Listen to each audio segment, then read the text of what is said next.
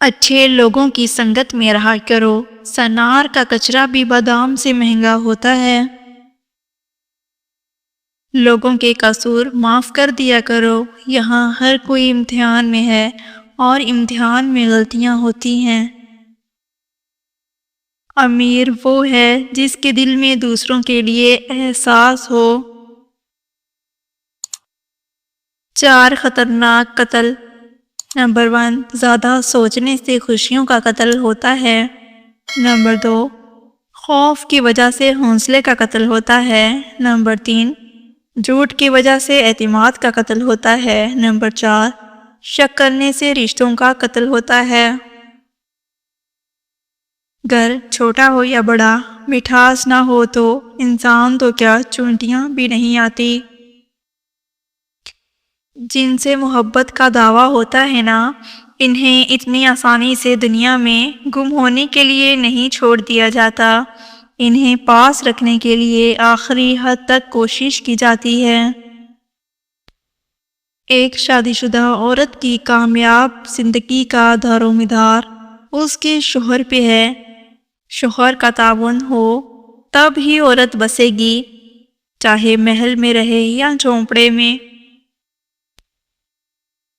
جس طرح استری کرنے سے کپڑوں میں جان آ جاتی ہے، بالکل اسی طرح سب کے سامنے عزت دینے سے بیوی میں بھی جان آتی ہے۔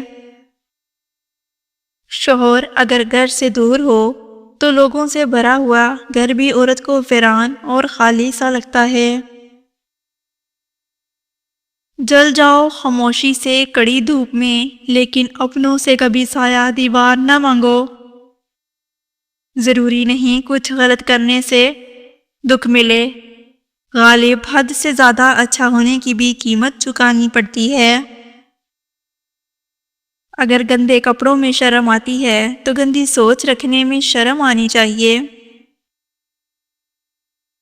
کمزور سے کمزور عورت بھی طاقتور ہو جاتی ہے جب اسے عزت دینے والے مرد کا ساتھ مل جاتا ہے۔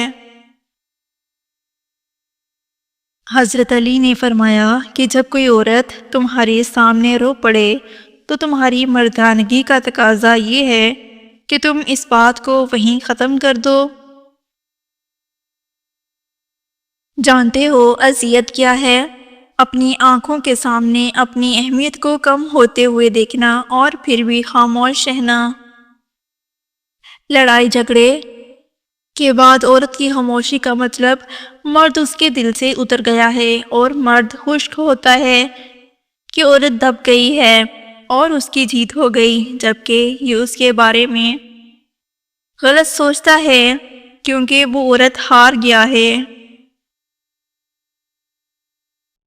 کسی کی بیٹی کو جب اپنے گھر لے آئیں تو یاد رکھیں کہ شادی کر کے ہی لائے ہیں، خرید کر نہیں، کہ جیسا مرضی سلوک کیا جائے، اور آپ کی اچھے سلوک اور عزت کی حقدار ہوتی ہے۔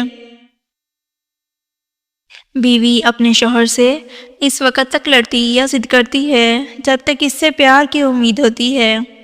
جب وہ امید ختم ہو جاتی ہے تو وہ لڑنا اور ضد کرنا بند کر دیتی ہے۔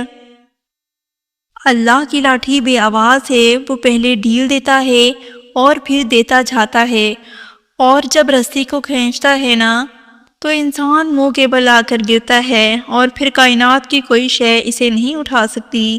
وہ لوگ جو تمہارے ساتھ ظلم کر کے سکون سے بیٹھے ہوئے ہیں، وہ آج نہیں تو کل مکافات عمل کا مزہ ضرور چکھیں گے۔